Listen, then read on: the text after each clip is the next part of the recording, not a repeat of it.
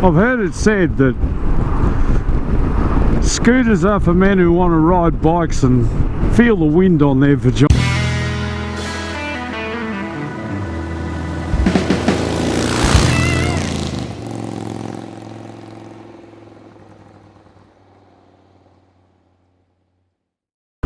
Ooh, it does kind of feel nice. G'day everybody, welcome back. Meet Shirley. Who's Shirley? One or two of you have made mention over the journey that you've spotted Shirley in the background in the garage while I've been working on other bikes or what have you. Please explain. So, Shirley is my wife's bike. A number of years ago, she told me that she wanted to learn how to ride and that she wanted to get a scooter. And we began the search for the right bike for her. We sort of put the word out that we were looking, and a friend of mine had an Aprilia. It was a 125cc, I think. It wasn't a bad bike. I liked it because it had fairly good diameter wheels on it. A lot of scooters have got very small wheels. But it turned out it was, he took that bike as payment for a job that he did, and he was looking to move it on, but it turned out that, unbeknown to him, it was a statutory write-off, so I couldn't re-register it, so that one went by the wayside. And my wife loves all things retro, probably why she loves me. So she was pretty keen on a Vespa. Now the old Vespas, they're beautiful looking. I love them, the old Vespas, but they can be terribly unreliable. But nevertheless, that's kind of what she wanted, so we went and had a look at some of the new Vespas, and I took a couple for a test ride, and quite frankly I didn't like them. They scared me. They didn't feel solid. They felt very small. They were terribly underpowered. Whatever bike it was that we got her had to be able to handle a bit of distance and handle highway speeds, and the Vespa just wasn't going to cut it. So I just started to trial the internet classifieds, and I came across this thing. So it's a 2000 Honda Foresight. It's a 250cc, or FES, I think the model designation. And it can handle highway speeds. The speed limit that we're riding in currently is 100 kilometers an hour, and as you can see, it's gleefully doing that. Yeah, it'll sit on highway speeds very comfortably, and it doesn't complain. It just purrs along. Honda reliability, so it's a 4-stroke 250cc water-cooled carburetted engine, CVT drive, so it's just grip it and rip it. No gears to worry about. Just get on and ride. There was a couple of things that I had to change on the bike, or update on the bike for her. My wife has thyroid problems and also suffers from a condition known as Graves' disease, and it makes it very difficult for her to control her body temperature, so she feels the cold terribly, essentially. So one of the mandatory accessories were Oxford grips. So we've got the heated grips, and she has them on all the time, has them on full noise all the time, has them on 100%, has that red light ain't on, she ain't riding. The heated grips are actually a sports bike grip, I think. They don't make them for scooters, but I adapted everything up. But having the heated grips on full cook all the time created another problem that required me to add another accessory. So having the grips on full bore all the time, on full cook, caused the glue to break down, and the twist grip started to slip on the twist grip on the throttle. So the glue broke down going over the Tasman Bridge, and she didn't realise what was going on, so she just kept on winding the throttle on, but the bike wasn't going anywhere. So she was struggling to get up and over the bridge, and of course she was panicking and stressed because she was only new to riding and had all these assholes roaring past her, screaming at her and blowing their horn. "Won't you learn how to f***ing ride?" one of them yelled. So she was quite distressed, and rode it straight to where I was working at the time, and I came out, and first thing I spotted was this cable here wrapped around 2 or 3 revolutions. I realised what had happened. I just glued it back on. But what I did do after that was fit a hazard light switch.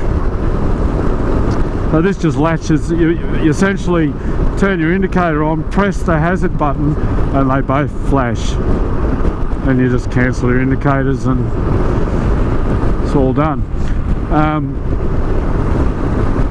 This bike, even though it's pressed to cancel here, they are auto cancelling, so when you tip into a corner with your indicator on, when the bike straightens back up again, it runs for a couple of seconds and then turns off, which is a good feature. It's got a fuel gauge, it's got a temperature gauge, it's got an oil service light. So the oil service light is time based, and when it's due for an oil change it cycles to red. It's not a light, it's just an indicator, and then I do an oil change, and I reset it with the key here. You push the ignition key in there and it resets that to green and resets the count. One of the other features that or safety feature I put on here, every time I go riding with her, I'd look in the mirror and the bloody headlight would be off. She'd keep turning the headlight off here. So I put in a changeover relay and mounted it up behind the front panel, wired into the headlight. So when she turns this off, she gets an illuminated red LED to let her know that her headlights are not on. One of the things that attracted me about this bike, apart from the fact that it'll sit on highway speeds and it's got good brakes and it's comfortable and all the rest of it, was the size of the headlight on the front. It's enormous, and also the backlight is very, very big as well. So from a safety perspective, I think it's got that covered. The front clip on this thing, the panel that surrounds the headlight and the front fairing, I've replaced. She dropped the bike not long after getting it. It was just a low speed drop on a gravel driveway, trying to turn the bike around, and it scarred it up pretty badly, and I felt really, really bad for her. It upset her, so I bought a brand new panel from Honda and fitted it. There is some fading on the panels on the left hand rear panel here. It's quite faded because the guy that we bought it off used to keep it on like a front patio, and it was out in the sunlight, exposed on that left hand side all the time, and it faded it pretty badly. It's got her, what she calls her shield, the windscreen, which is really quite good. It keeps the wind off your helmet. I'm not getting any buffeting or anything. Brakes are solid, so it's got just a single disc at the front with a Nissan caliper. Master cylinders here. The right hand handlebar lever is front brake only, and the left one is rear brake, which is cable operated drum, but it proportions some bias to the front as well. So you get dual brakes on the left and single brake on the right.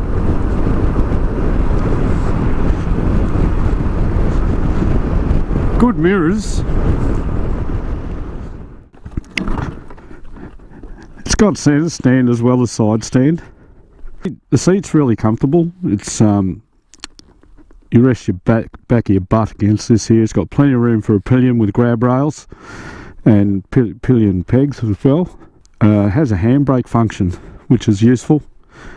So you just push down this button, pull the lever back and trap that pin. So now it's got the brakes on, which is useful. And to release it, you just pull the lever in again. I'm not quite sure what size the fuel tank is. Lives under here. Got to have the brake on and the side stand up for it to start.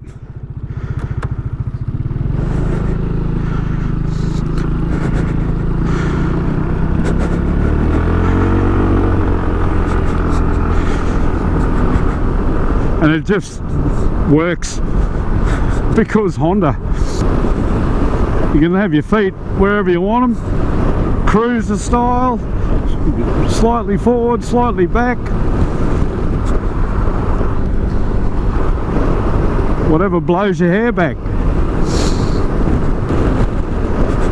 The dash is pretty simple, but it's all you need to know. You've got a trip meter, the standard odometer, speedometer, clock, high beam indicator light, indicators left and right, fuel gauge and temperature gauge because it's water cooled, engine kill switch, horn, high beam, low beam, and press to for a passing light.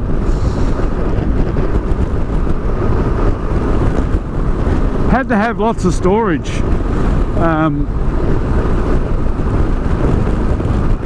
My wife likes to, have plenty of onboard storage, and there's heaps under the seat. You can fit a full-size helmet, and then some. I mean, at the moment I've got a tripod, and she's got a couple of pairs of gloves and other rubbish in there. The battery's located under there as well. And there's quite a large pocket area towards the back, so no, it holds heaps. And when we bought it, it had a small top box, only a little one. She wanted something a bit bigger, so I found the one that's on there now on second hand on the internet classifieds locally. Went and had a look at it, bought it and mounted it. It's I'm not quite sure how big it is. I think it's 35 litres, something like that. It's pretty big. You can fit a full-size helmet in that as well.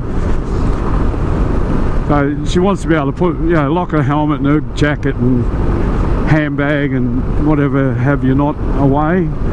She often rides the thing to work, so she puts her work bag in under the seat. So it fits her perfectly. She loves it. Her ideal bike would be a scooter, but probably one of the BMW 650s. We did talk for a while about looking at buying one, so that we could do some touring together on bikes, but that seems to have fallen down the priority ladder a little bit.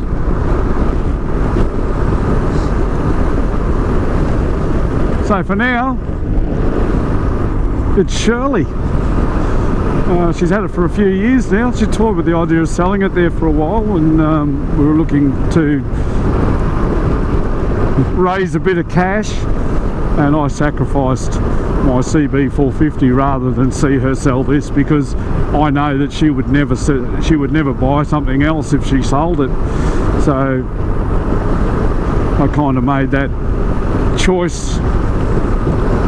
So in terms of reliability, ease of maintenance, and there's not much maintenance on them, You just need to keep the oil up to it, petrol up to it, coolant. Not a lot different to looking after a lawnmower really in terms of maintenance. The coolant is under here. Oh hello, that's open. I haven't locked it. So you got fuel on the right and your water on your left. Good one, Andy. The ignition key latches that down. It isn't the best latch, I must say. The CVT drive, I haven't had a problem with it yet. Touch wood. But even then, what's the worst that can happen? You put a new belt on it. We love our Shirley. So for those that took an interest in her, thank you very much. I'm sure Rachel will be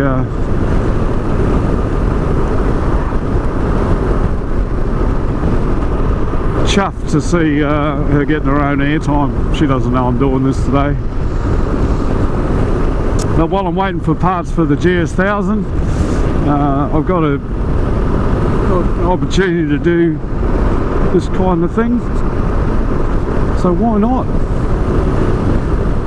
Thanks for watching. Don't forget to like, subscribe and comment, and I'll catch you next time on Andy's Motorcycle Obsessions. Bye for now.